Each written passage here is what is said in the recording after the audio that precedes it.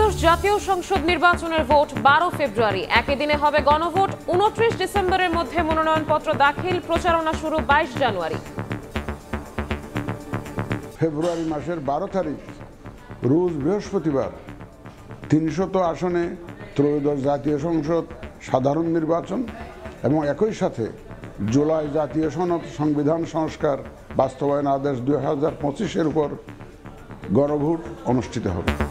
নির্বাচনের তফসিলকে স্বাগত জানালো রাজনৈতিক দলগুলো। সুষ্ঠু ভোটের মধ্য দিয়ে গণতান্ত্রিক উত্তরণের আশা নেতাদের। একই সঙ্গে জাতীয় সংসদ নির্বাচন এবং গণভোটের নির্বাচন রাজনৈতিক ইতিহাসে একটি অত্যন্ত বড় উল্লেখযোগ্য একটা ঘটনা। সুষ্ঠুভাবে অনুষ্ঠান করা এটা নির্বাচন কমিশনের দায়িত্ব। সংশয়ের অবসান হয়েছে। জাতির সাথে সাথে আমরাও এই ঘোষণাকে আমরা স্বাগত জানাচ্ছি। সরকার এবং নির্বাচন কমিশনের নির্বাচন নিয়ে সদিচ্ছা রয়েছে, কিন্তু নিরপেক্ষতা এবং সক্ষমতার অভাব রয়েছে। দেখছিলেন প্রধান শিরোনাম। সন্ধ্যার সময়ের সঙ্গে আছি আমি শবনব নিবিড়। এবার অন্যান্য শীর্ষ সংবাদ। আগামী নির্বাচন সহজ হবে না বললেন তারেক রহমান। বিএনপি সতর্ক না হলে গণতন্ত্র হুমকিতে পড়ার শঙ্কা। নতুন ফ্যাসিবাদ কায়েমের চেষ্টা দেখছে মির্জা ফখরুল। সুপ্রিম কোর্ট সচিবালয় উদ্বোধনে রাজনৈতিক প্রভাব মুক্ত হলো বিচার বিভাগ, বললেন আইন উপদেষ্টা। স্থায়িত্ব নিশ্চিতে চ্যালেঞ্জ দেখছেন প্রধান বিচারপতি। দাবি আদায়ে এবার যাত্রী সেবা বন্ধ করতে যাচ্ছেন মেট্রো রেলের কর্মকর্তা কর্মচারীরা। কাল সর্বাত্মক কর্মবিরতির ডাক, সিদ্ধান্ত থেকে সরে আসার আহ্বান কর্তৃপক্ষের।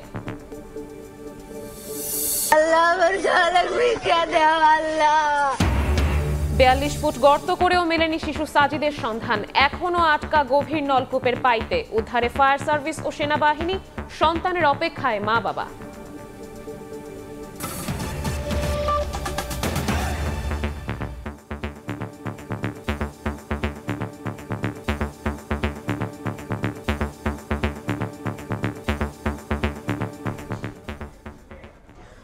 ফেব্রুয়ারি ত্রয়োদশ জাতীয় সংসদ নির্বাচনের ভোট গ্রহণ হবে।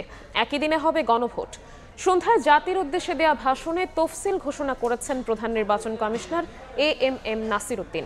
মনোনয়নপত্র জমা দেওয়া যাবে 29 ডিসেম্বর পর্যন্ত। প্রত্যাহারের শেষ তারিখ 20 জানুয়ারি। 21 জানুয়ারি প্রতীক বরাদ্দের পরদিন থেকে 10 ফেব্রুয়ারি পর্যন্ত করা যাবে প্রচারণা। নির্বাচন সুষ্ঠু, অবাধ ও অংশগ্রহণমূলক করতে সব অংশীজনের সহযোগিতা চেয়েছেন সিইসি। তফসিল ঘোষণা করায় নির্বাচন কমিশনকে শুভেচ্ছা জানিয়েছেন প্রধান উপদেষ্টা ডক্টর মোহাম্মদ ইউনূস। নির্বাচন ভবনে বুধবার বিকেলে কমিশন সভায় ত্রয়োদশ জাতীয় সংসদ নির্বাচনের তফসিল চূড়ান্ত হয়। পরদিন বৃহস্পতিবার জাতির উদ্দেশ্যে ভাষণে তফসিল ঘোষণা করলেন সিইসি। আগামী 2026 সালের ফেব্রুয়ারি মাসের 12 তারিখ 300 আসনে ত্রয়োদশ জাতীয় সংসদ সাধারণ নির্বাচন এবং একই সাথে জুলাই জাতীয় সনদ সংবিধান সংস্কার বাস্তবায়ন আদেশ 2025-এর উপর গণভোট অনুষ্ঠিত হবে। মনোনয়নপত্র দাখিলের শেষ তারিখ আগামী 29 ডিসেম্বর। বাছাই হবে আগামী 30 ডিসেম্বর 2025 রোজ মঙ্গলবার হতে 4 জানুয়ারি 2026 আপিল নিষ্পত্তির তারিখ। 12 জানুয়ারি 2026 রোজ সোমবার থেকে 18 জানুয়ারি 2026 প্রার্থিতা প্রত্যাহারের শেষ তারিখ 20 জানুয়ারি 2026। প্রতীক বরাদ্দ 21 জানুয়ারি 2026 তারিখ। প্রধান নির্বাচন কমিশনার বলেন, অবাধ, সুষ্ঠু এবং অংশগ্রহণমূলক নির্বাচন অনুষ্ঠানে সবার সহযোগিতা প্রয়োজন। এবারের নির্বাচন জাতির ইতিহাসে অনন্য এবং গুরুত্বপূর্ণ। গণতান্ত্রিক ধারা পুনঃপ্রতিষ্ঠার পাশাপাশি কাঙ্ক্ষিত সংস্কার প্রশ্নে সিদ্ধান্তের নির্বাচন এটি। সন্তানদের রক্তের উপর দাঁড়িয়ে আমাদের অঙ্গীকার হচ্ছে একটি সুষ্ঠু ও সুন্দর নির্বাচন অনুষ্ঠান, যা জাতি হিসাবে আমাদের প্রত্যাশা পূরণ করবে। সংশ্লিষ্ট সকল রাষ্ট্রীয় ও গণতান্ত্রিক প্রতিষ্ঠানের জন্য এই নির্বাচন হচ্ছে সক্ষমতা প্রমাণ করে ভাবমূর্তি পুনরুদ্ধারের অনন্য সুযোগ। ভোটাররা বাধার সম্মুখীন হলে তা প্রতিহত করা হবে বলেও জানান সিইসি। যে কোনো ভয়ভীতি, প্রলোভন, প্রবঞ্চনা এবং সীমাবদ্ধতার ঊর্ধ্বে উঠে নিঃসংকোচে আপনাদের ভোটাধিকার প্রয়োগ করুন। অসত্য এবং অসৎ উদ্দেশ্যে প্রচারিত কোনো তথ্যে কান দিবেন না। প্রার্থীদের আচরণবিধি প্রতিপালন এবং নির্বাচনের দায়িত্ব পালনকারীদের নিষ্ঠার সঙ্গে কাজ করার আহ্বান জানান প্রধান নির্বাচন কমিশনার। আপনারা নির্ভয়ে সততা ও নিরপেক্ষতার সাথে দায়িত্ব পালন করবেন। মনে রাখবেন, এ ব্যাপারে কোনো শিথিলতা বা গাফিলতি সহ্য করা হবে না। সকলের প্রতি আমার আহ্বান, আসন্ন ত্রয়োদশ জাতীয় সংসদ নির্বাচন ও গণভোট সফল করে আমাদের গণতান্ত্রিক অগ্রযাত্রায় ঐতিহাসিক ভূমিকা রাখুন। পেশি শক্তি ও ভোট কারচুপি ঠেকাতে জনগণকে ঐক্যবদ্ধ হয়ে কাজ করার আহ্বান জানান সিএসি। রোজ বৃহস্পতিবার। কাউসার চৌধুরী কুমু, সময় সংবাদ, ঢাকা। সকল রাজনৈতিক দল এদিকে জাতীয় নির্বাচন ও গণভোটের তফসিলকে স্বাগত জানিয়েছে রাজনৈতিক দলগুলো।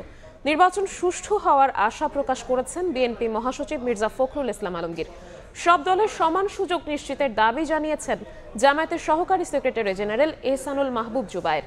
আর নির্বাচন আয়োজনে ইসির সদিচ্ছা থাকলেও নিরপেক্ষতার অভাব আছে বলে জানিয়েছেন এনসিপির মুখ্য সমন্বয়ক নাসিরউদ্দিন পাটোয়ারি। এটা আমাদেরকে আশ্বস্ত করেছে এবং আজকে এই ঘোষণার মধ্য দিয়ে প্রমাণিত হয়েছে যে নির্বাচন কমিশন এবং সরকার এবং রাজনৈতিক দলগুলো তারা এই নির্বাচন অনুষ্ঠান করতে চায় এবং জনগণের যে ভোটের অধিকার সেটাকে আপনার বাস্তবায়িত করতে চায় এবং সেটাকে নিশ্চিত করতে চায়। নির্বাচনের যে তফসিল ঘোষণা হয়েছে তাতে আমরা মোটামুটিভাবে সন্তুষ্ট। ফেব্রুয়ারির 12 তারিখে যে নির্বাচনের ঘোষণা হয়েছে, একই সঙ্গে জাতীয় সংসদ নির্বাচন এবং গণভোটের নির্বাচন, যেটা আমি মনে করি যে বাংলাদেশের রাজনৈতিক ইতিহাসে নিঃসন্দেহে একটি অত্যন্ত বড় উল্লেখযোগ্য একটা ঘটনা। এটাকে সুষ্ঠুভাবে পালন করা এবং সেটাকে অনুষ্ঠান করা, এটা নির্বাচন কমিশনের দায়িত্ব।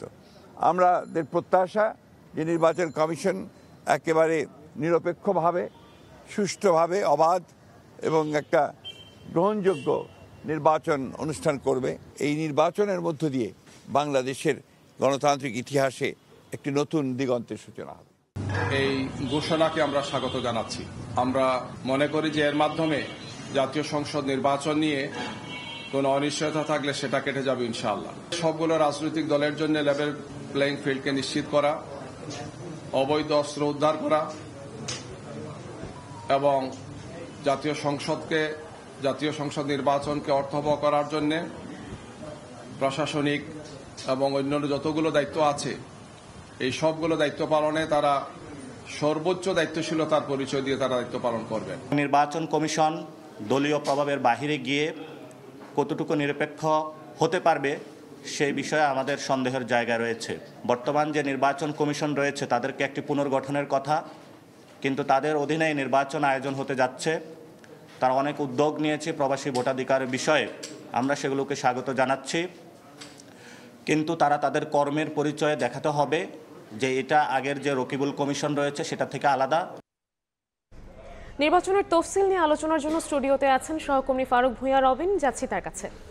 রবিন, আপনাকে স্বাগত। ত্রয়োদশ জাতীয় সংসদ নির্বাচনের তফসিল ঘোষণা হলো, মনোনয়নপত্র সংগ্রহ জমার শেষ তারিখ ঘোষণা হলো, কি বলবেন এ নিয়ে?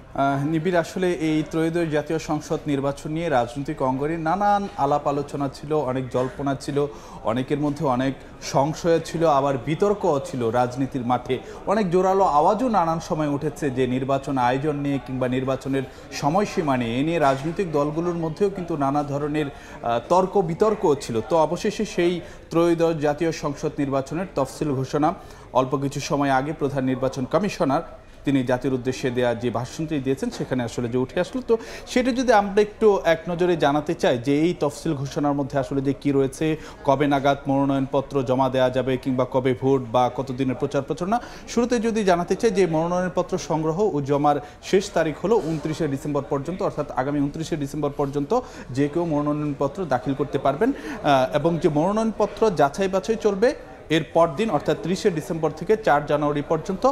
আর সেই মনোনয়নপত্র যাচাই বাছাইয়ের মধ্যে যদি কেউ কারো মনোনয়নপত্র বাতিল করা হয় এবং তিনি যদি সেটির বিরুদ্ধে অর্থাৎ রিটার্নিং কর্মকর্তার সিদ্ধান্তের বিরুদ্ধে ইসিতে যদি তিনি আপিল করতে চান তো সেটার শেষ তারিখ হলো 11 জানুয়ারি এবং সে আপিল নিষ্পত্তির জন্য যে দিনটি ঠিক করা হয়েছে সেটি হলো 12 থেকে 18 জানুয়ারি পর্যন্ত, এবং অন্যদিকে প্রার্থিতা প্রত্যাহার করার যে শেষ তারিখ সেটি আসলে যে 20 জানুয়ারি ঠিক করা হয়েছে। অন্যদিকে এর পরদিন অর্থাৎ 21 জানুয়ারি চূড়ান্ত প্রার্থী তালিকা প্রকাশ করা হবে এবং প্রতীক বরাদ্দ করা হবে সেদিন। আর অন্যদিকে সে প্রতীক পেয়েই কিন্তু যে পরদিন থেকে নির্বাচনী প্রচারণায় যে প্রার্থীরা নেমে পড়তে পারবেন, এবং সেটি আসলে যে 10 ফেব্রুয়ারি পর্যন্ত আসলে যে প্রচারণা চালানো যাবে সকাল 7:30 পর্যন্ত। অন্যদিকে ভোট গ্রহণ হবে 12 ফেব্রুয়ারি, অর্থাৎ ভোট গ্রহণের 48 ঘন্টা আগেই কিন্তু যে প্রচারণা বন্ধ করতে হবে। রবিন, ত্রয়োদশ জাতীয় সংসদ নির্বাচনের ক্ষেত্রে এর বিগত বছরগুলোতে যে নির্বাচনগুলো হয়েছে, ত্রয়োদশ জাতীয় সংসদ নির্বাচনের ক্ষেত্রে কি কোনো ভিন্নতা বা নতুনত্ব দেখতে পাচ্ছেন? হ্যাঁ, বেশ কিছু নতুনত্ব রয়েছে, কারণ আমরা জানি এবারই প্রথম কোনো একদিনে যে গণভোট এবং জাতীয় সংসদ নির্বাচন একই দিনে হতে যাচ্ছে। এর আগে যে 12টি জাতীয় সংসদ নির্বাচন হয়েছে, কোনো দিন কিন্তু শুধুমাত্র জাতীয় সংসদ নির্বাচনই হয়েছে, সেদিন অন্য কোনো ভোট হয়নি। আবার এর আগে 3টি গণভোট হয়েছে, কিন্তু সেদিন অন্য কোনো ভোট হয়নি। কিন্তু এবারই প্রথম যেটি হতে যাচ্ছে যে একই দিনে জাতীয় সংসদ নির্বাচন হবে এবং গণভোট হবে।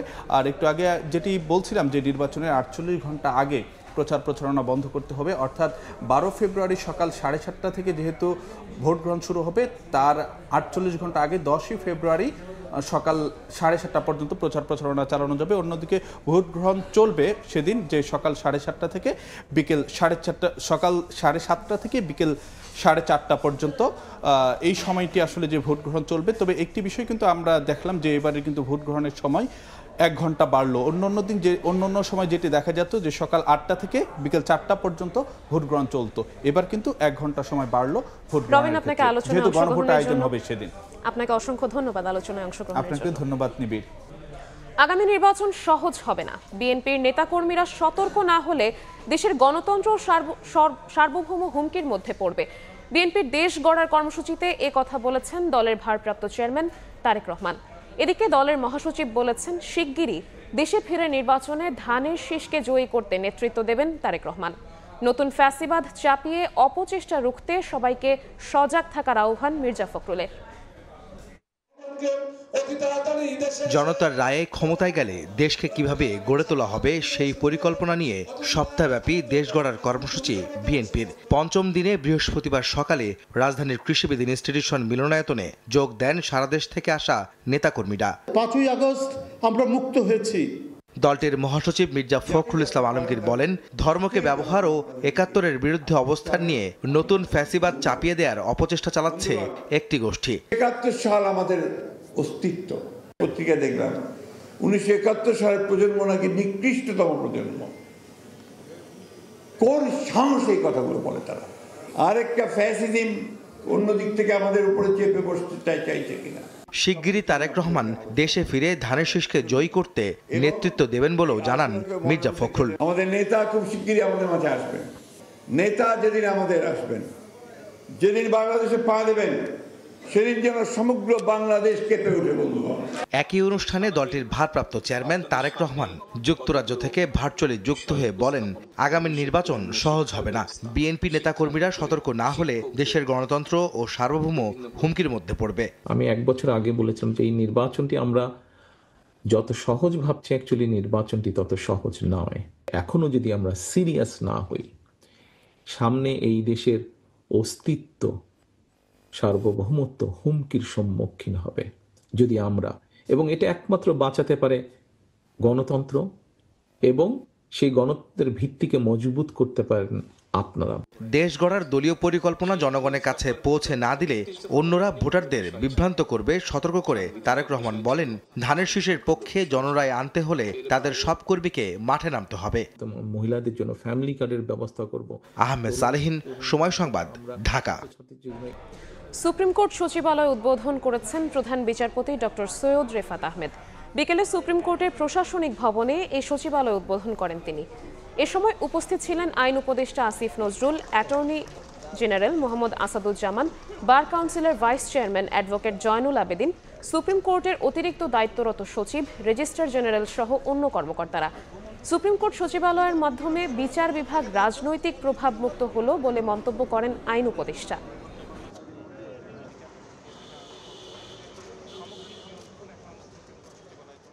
কি রায় হবে, কিভাবে রায় হবে না, এই সমস্ত কিছু, কোন মামলাটা আগে শুনানি হবে, কোন মামলা হবে না, বিচারকদের পোস্টিং, পদোন্নতি, বদলি, সমস্ত কিছু রাজনৈতিক প্রভাবের মাধ্যমে নিয়ন্ত্রণ করা হতো।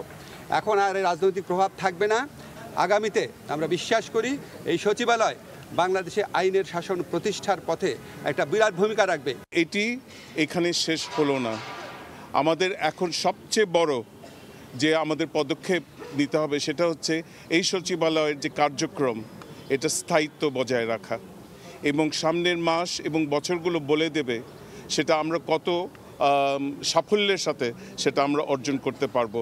সবার কাছে আমার আহ্বান রইল, আগামীতে যে নির্বাচিত সরকার আসবেন তাদের তো বটেই, এই সচিবালয়ের ধারাবাহিকতা, আইনের শাসন বজায় রাখা, গণতন্ত্রকে বজায় রাখা, এই ধারাবাহিকতা যেন অটল থাকে। সন্ধ্যার সময় আরও থাকছে। মিয়ানমারের রাখাইনে হাসপাতালে জান্তা বাহিনীর বিমান হামলা, নিহত অন্তত 31, আহত অর্ধ শতাধিক। নির্বাচনের আগে বিদ্রোহী দমনে ব্যাপক অভিযান চালাচ্ছে জান্তা। স্বয়ংসম্পূর্ণ চাকরি বিধিমালা প্রণয়ন না হওয়ায় আগামীকাল সর্বাত্মক কর্মবিরতি এবং যাত্রী সেবা বন্ধ রাখার ঘোষণা দিয়েছেন মেট্রো রেলের কর্মকর্তা কর্মচারীরা। এই কর্মসূচিতে শঙ্কা দেখা দিয়েছে মেট্রো রেলের সব যাত্রী সেবা অনির্দিষ্টকালের জন্য বন্ধ থাকার। বৃহত্তর স্বার্থে মেট্রো রেলে কর্মরতদের এমন সিদ্ধান্ত থেকে সরে আসার আহ্বান ডিএমটিসিএল কর্তৃপক্ষের। আন্দোলনকারীদের দাবি, 2013 সালে ডিএমটিসিএল প্রতিষ্ঠার 12 বছর পেরিয়ে গেলেও প্রতিষ্ঠানটির কর্মকর্তা কর্মচারীদের জন্য স্বতন্ত্র চাকরি বিধিমালা চূড়ান্ত হয়নি। এখনো উদ্ধার হয়নি রাজশাহীতে নলকূপের পাইপে আটকে পড়া শিশু সাজিদ। 45 ফুট গর্ত করেও মেলেনি তার সন্ধান। শিশুটিকে উদ্ধারে কার্যক্রম অব্যাহত রেখেছে ফায়ার সার্ভিস, তাদের সঙ্গে যোগ দিয়েছে সেনাবাহিনী। বুধবার দুপুরে গর্তে পড়ার পর থেকে উদ্ধার তৎপরতা শুরু হলেও এখন পর্যন্ত শিশুটির অবস্থান জানতে পারেনি উদ্ধারকারীরা। সেনাবাহিনীর সঙ্গে ঘটনাস্থলে আছেন মেডিকেল টিম এবং স্থানীয় প্রশাসনের সদস্য।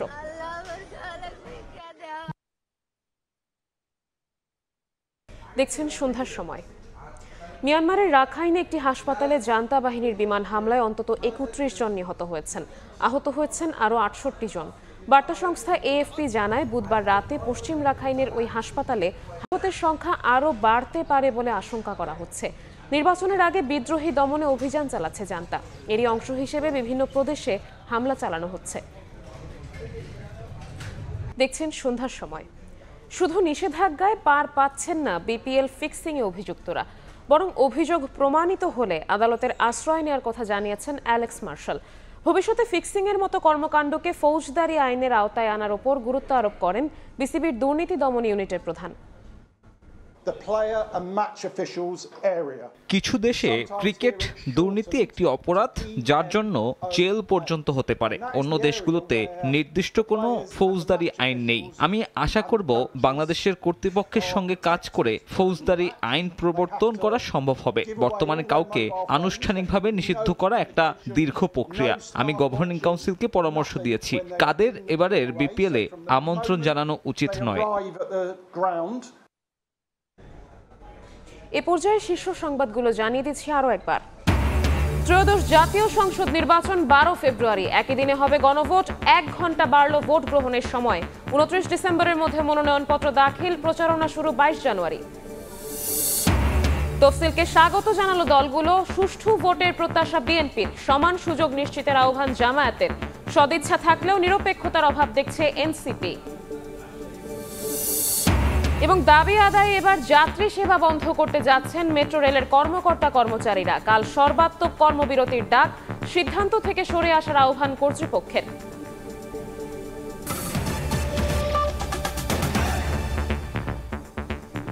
এ ছিল সন্ধ্যার সময়। এরপর জনপদের সময় নিয়ে সঙ্গে থাকবেন সহকর্মী গোলাম রাব্বি। নিবিড়, আপনাকে ধন্যবাদ। জনপদের সময় নিয়ে আসছি কিছুক্ষণ পর, সঙ্গেই থাকুন সময়।